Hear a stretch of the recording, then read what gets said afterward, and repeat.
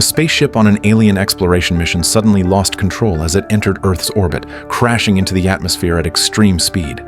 Under the immense friction, the ship quickly caught fire and disintegrated into countless fragments, scattering across different parts of the city. Even worse, hidden within the wreckage was a mysterious virus. The earliest people to come into contact with it began to show varying degrees of infection. The government immediately dispatched troops to seal off the crash zone, while collecting every fragment they could find. Tucker, the head of health and medical response, rushed to the scene without delay. There, a biochemical expert told him this extraterrestrial organism showed moderate contagiousness, could survive in both extremely high and extremely low temperatures, and resembled bacterial spores in its survival state. Its true impact on humans remained uncertain. Not long after, Tucker finished reviewing the situation and was about to drive away. Just then, a little girl walked up to him saying she had found a piece of the spaceship wreckage and wanted to hand it over to the police. Without thinking, Tucker reached out to take it, but the fragment was so sharp that it cut his finger. Distracted and weighed down with worries, he brushed it off as a minor wound and went home to rest, planning to report to the president the next morning. But as soon as he fell asleep, something strange happened. With every snore, a milky fluid began seeping from his skin, slowly forming a thin white film that covered his entire body. Inside him, the unknown virus was spreading rapidly, taking over his cells. The next day, Tucker appeared at a government briefing as if nothing had happened. He claimed that the alien microorganism was no different from the common cold and posed no threat to humanity.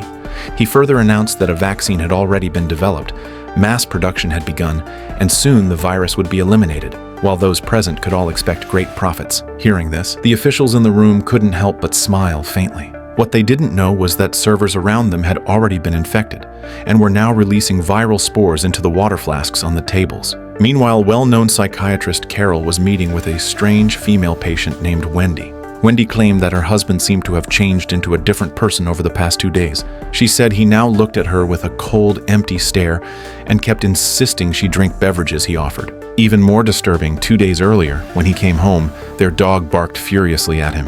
Her husband twisted the dog's neck without hesitation, then tossed the beloved pet into the trash like garbage. Having seen many eccentric patients over the years, Carol didn't dwell on it. She simply changed Wendy's prescription and sent her away. Soon, Halloween arrived. Carol, a single mother, took her son Oliver to visit the neighbor's house. By chance, she noticed a writhing piece of mucus between her son's fingers. Fearing infection, Carol immediately brought the sample to her boyfriend Ben's laboratory for testing. As a medical doctor, Ben readily agreed to analyze it. Later, Carol returned to her clinic and heard shocking news. Wendy had gone missing. Wendy's husband, Richard, shows up at the clinic repetitively insisting that Wendy must come home. Carol quickly noticed Richard's icy, hollow gaze and mechanical tone of voice. Elsewhere, Tucker, having already spread the infection among government officials, called his ex-wife Carol. He said he deeply missed his son and asked her to let Oliver stay with him for a few days. Carol didn't think much of it, so she took her son and set out for Tucker's home. On the way, a frantic woman suddenly ran into the street, shouting at them. We gotta warn people! When Carol locked her car doors, the woman turned to stop another vehicle, but this time she wasn't so lucky. She was struck and thrown by an oncoming car. Out of compassion, Carol stopped to help, but the police officers handling the accident acted strangely. His eyes and voice were cold, and instead of taking Carol's statement, he insisted she leave immediately to avoid blocking traffic. When Carol finally reached Tucker's house, she found his manner and expression just as cold and mechanical as the police earlier. Trying to uncover the truth, Carol quickly calls Ben. Together, they rush to the lab and review the test results. The mucus is actually mutated human sweat. Stephen explained that they had tried exposing it to 700 degrees of heat, but the virus survived every attempt. Once inside the human body, it devoured cells, rewrote genes, and transformed people from within, leaving them outwardly unchanged, but completely different at the core. Combined with recent news of the spaceship crash and the flu outbreak, they now realized the alien virus was already spreading worldwide. Yet the government had not taken large-scale preventive measures. Instead, they were hosting a summit with the leaders of 8 nations. Could it be that the ruling class had already been infected? At that moment, Ben's phone rang. It was Belisec's wife, panicked because her husband was acting strangely. Ben and Carol rushed over. Inside the house, they found Belisec's body covered in white film, curled on the bed in a deep sleep. Ben urged Carol to record the scene on her phone, but the flash from the camera startled the mutating Belisec awake, and he lunged madly at Carol, forcing Ben to rush forward and pull him away. Belisec then crawled desperately toward the stairs, only to slip and tumble down. They hurried after him, but by the time they reached him, Belisec was foaming at the mouth, convulsed briefly, and then lay motionless.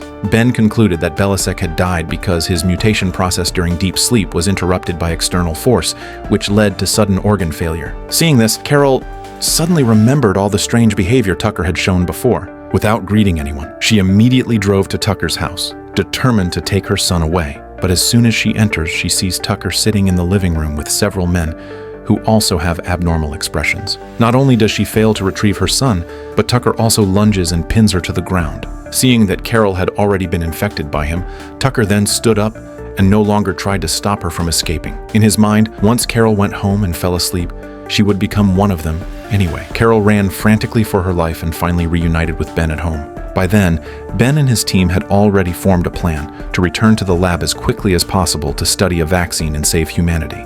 Ben would also accompany Carol back, looking for the right chance to rescue her son. But the city had already changed. Infected people now outnumbered ordinary ones, and the streets were filled with a strange and chilling atmosphere. A group of policemen were arresting an unarmed woman, and she seemed to know they were infected, shouting repeatedly that she had already slept. Carol looked closer, and to her shock, it was Wendy, the woman who had disappeared days ago. She had been infected by her husband long ago, so why hadn't she mutated after sleeping? They quickly realized that Wendy might hold the secret to creating a vaccine, so they decided to head straight to Carol's clinic. After pulling up Wendy's file, they discovered that years ago she had suffered from acute encephalomyelitis, a disease that damaged her brain's white matter, preventing the virus from controlling her thoughts. Carol let out a sigh of relief, because her son had once suffered from the same illness, which meant he was very likely not infected either. Ben immediately called Stephen at the lab to share the information. Stephen urged him to find Carol's son as soon as possible, because if he truly had immunity, his blood could be the key to unlocking the vaccine. Just then, Carol received a text from her son. It turns out that Tucker sent him to his grandmother's house to keep him out of the way. To evade the infected chasing them, Ben and Carol commandeered a police car, managing to escape one close call after another. But as they were about to leave the city, they ran into a roadblock set up by infected people. With no other option, Ben rammed through the barricade, then steered the car into an alley. When Carol got out, he drove back onto the main road, drawing the infected away with his own life, giving Carol the chance to flee. Carol managed to climb onto a train, only to fall into despair when she realized every passenger inside had already been infected, and countless cold stares were fixed on her. For her son's sake, she forced herself to stay calm. She controlled her facial muscles, pretending to be one of them, walking quickly down the aisle until she slipped into the restroom before anyone reacted. Now temporarily safe, she quickly texted her son to ask if he was okay. But before she could get a reply, a heavy wave of drowsiness overwhelmed her. Clearly, the virus was secreting sleep-inducing agents, trying to reshape her body. To stay awake, she kept splashing water on her face. Just as she was about to leave, she found Gene, the neighbor's young boy, standing at the door. He saw through her disguise and told her to stop pretending, urging her to just go to sleep. Seeing the eager crowd gathering behind Gene, Carol dared not step outside. She had a sudden idea and said that she wasn't used to sleeping in front of so many people, asking if she could be left alone in the restroom to complete the assimilation. Gene finally nodded in agreement. Much later, losing his patience, Gene pushed the door open again, only to find Carol blank-faced, wiping mucus from her body, which reassured him enough to leave. But the mucus was not her own. It was something Carol had scooped from the trash. In this way, Carol successfully infiltrated the infected. To avoid arousing Tucker's suspicion, she even had dinner with them at his mother's house. At this moment, the television was broadcasting the results of the 8-Nation Summit. North Korea had surprisingly agreed to dismantle its nuclear weapons. India and Pakistan were shaking hands in peace, and America even announced its withdrawal from Iraq. Embassies around the world had not been attacked for several days, and the world seemed to have truly achieved peace overnight. After gaining Tucker's trust, Carol finally found her chance and saw her son locked inside a room. The moment she saw Oliver burst into tears of joy, the weight in Carol's heart finally lifted. Oliver indeed carried immunity in his body. Just then, Gene pushed the door open once more and noticed Carol's odd behavior, so Carol decided to knock him out in one decisive move. Taking advantage of a moment when his grandmother was distracted, mother and son quietly slipped out of the house. But just as they were about to escape the building, Tucker spotted them and gave chase with a group of infected. Carol and Oliver quickly switched their path and managed to slip out through the back door into the streets. To avoid Tucker's pursuit, they ducked into an empty pharmacy to wait for Ben's rescue.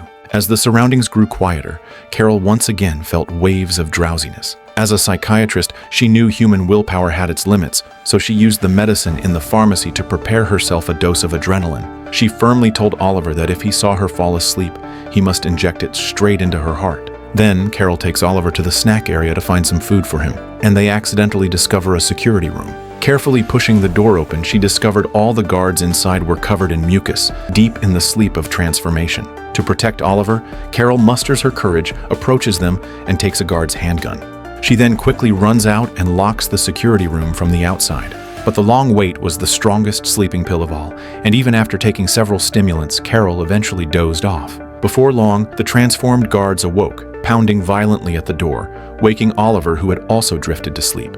Remembering his mother's warning, Oliver ran to her side, trying desperately to wake her. But by now, Carol's body has already begun secreting the peculiar sweat. Summoning his courage, Oliver injects the adrenaline shot into Carol's heart, and she jolts awake. Not long after, Ben finally arrived, and Carol instinctively threw herself into his arms, pouring out her fear and pain. But in her ear, she heard only emotionless, cold words. Realizing that Ben has become one of the infected, Carol quickly steps back and aims the gun at him, ordering him not to move. Ben showed no fear, calmly trying to talk her down while releasing the other infected from the security room. His words of affection made Carol waver, and just as she was about to lower her weapon, he declared that in their world, there was no place for anyone different. In that instant, Carol realized that in their eyes, her son was the true outlier. A mother's love for her child triumphs over romantic love. She decisively opened fire, shooting down several infected with multiple shots, then fired another shot into Ben's thigh.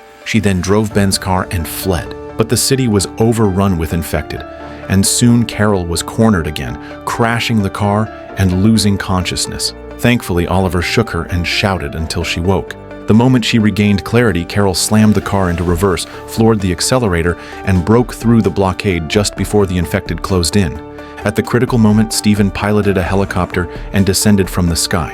And with his help, Carol brought her son to the rooftop of a tall building and boarded the helicopter back to the lab. In this way, relying on the immune gene in Oliver's blood, the lab finally developed a vaccine that could cure the virus. When the vaccine was released into the air, all of the infected gradually returned to their senses. Time flew by, and in the blink of an eye, a year had passed. The government finally announced that everyone had returned to being human, with the clearest proof being that wars had once again broken out across the earth. The movie The Invasion stood out with its unique concept of infection. Although the plot never featured massive action scenes, the ending elevated its theme to a new height. After all, without desire, can humans still be called human? That's the end of today's story. See you next time.